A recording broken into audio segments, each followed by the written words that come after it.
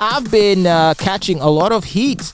I've been getting into arguments with online LGBT activists, some of whom are based in Uganda and many based abroad, who take issue with my views on how they conduct their activism. As you know, in Uganda, homosexuality is illegal.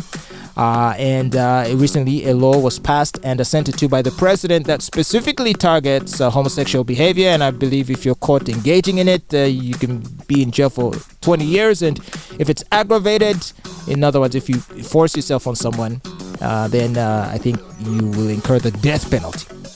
So the activists, as you would imagine, have been very outraged, very vocal, and online just bashing Uganda, bashing the government, and in a lot of cases bashing Ugandan people, because as they go on social media and complain about Uganda and the law, of course, other Ugandans who live here, who might be in support of the law, will challenge them and say, hey, yeah, we want the law, we don't want homosexuality here, blah, blah, blah. And in response, the activists will be angrily expressing their disgust with these sentiments, and back and forth they will go.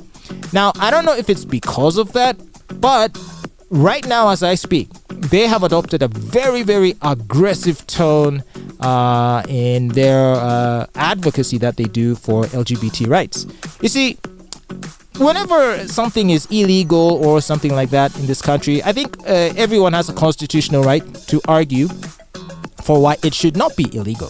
So yeah, even if homosexuality is illegal, I think there is nothing that should stop a Ugandan, should he or she choose to vocalize a disagreement about such a law and present arguments for why such a law should be repealed, and beyond that, maybe reach out to those who would be in support of such a law and try to make them see their point of view.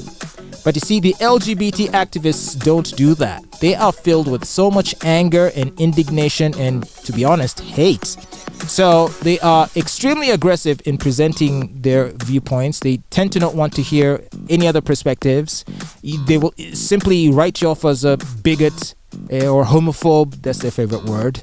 And then they'll just act maliciously towards you. And so that is what I have been subjected to for the last couple of days in my discussions with them. And it's not even because I even support the bill. I don't. In principle, I don't. I think the bill it violates people's various human rights. I also think it's redundant. It's not going to do anything that other existing laws won't already do, particularly in the cases of aggravated assaults, sexual assaults, and defilement and things of that nature. And ultimately, in a free society, really, social matters, such as issues of sexuality, I believe should be ones that a society can deal with at a social level. See, if you are a person that's like, okay, I don't want homosexuality, all right, I would think you would want to talk to the so-called homosexual, or at least know where to find them so you can talk to them and maybe convince them to not do it. But how are you going to have that opportunity if you've declared it illegal, such that they wouldn't even want to show their face for fear of prosecution? So you'd never be able to reach out to them and to reform them or to get them to change if that's your intention.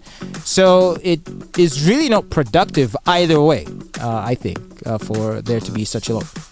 Now, the activists, for their part, they're just raining down righteous fury and indignation on all those who would disagree.